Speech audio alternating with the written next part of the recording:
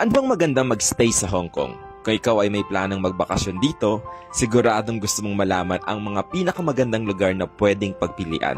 Tara, samahan ninyo ako at ipapakita ko sa inyo ang mga hotel na pinagstayan ko nung ako ay pumunta sa Hong Kong.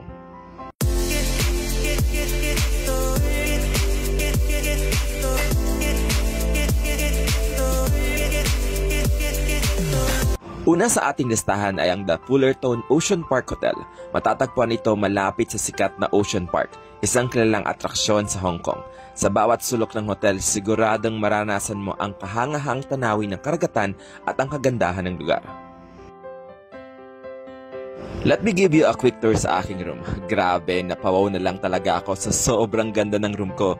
Meron ditong super laking bed, a flat screen TV, table and chairs, coffee making facility, hot and cold shower, at kung ano-ano pa.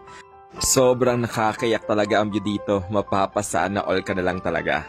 Ang mga kwarto dito sa The Fullerton Hotel ay maluwag at komportable. Siguradong magkakaroon ka ng magandang pahinga pagkatapos ng isang araw ng paglilibot sa Hong Kong. May iba pa silang rooms na may iba't ibang dekorasyon na tiyak matutuwa ang mga kids ninyo at mga adults na young at heart. Kung amenities at facilities naman ang pag-uusapan, paniguradong magugustuhan niyo ang mga ito. Meron ditong infinity pool na may view ng dagat at kabundukan, a kids playground, restaurants at marami pang iba. Para makakuha ng room discount, use the Klook app and redeem the promo code Pinoy Travel.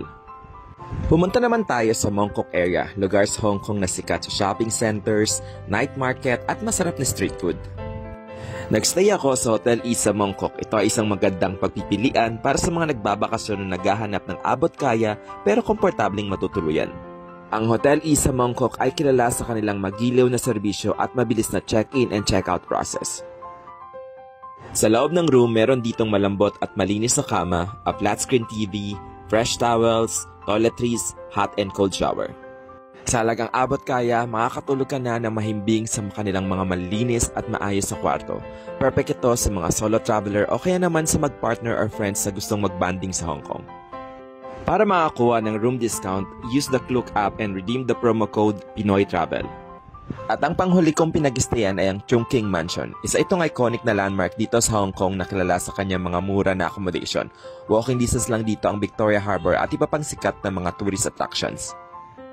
Sa loob ng Chung King Mansion, makikita mo ang mga maraming mga guest house at maliit na hotels na nag-aalok ng murang mga kwarto para sa mga budget travelers. Medyo nakakapanibago lang sa loob dahil sobrang daming tao na labas-masok sa building.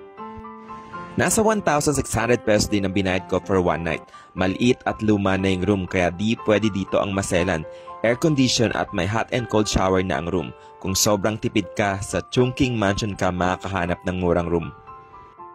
Ano man ang iyong budget o pangangailangan sa paglalakbay, tiyak na mayroong tamang lugar para sa iyo dito sa Hong Kong.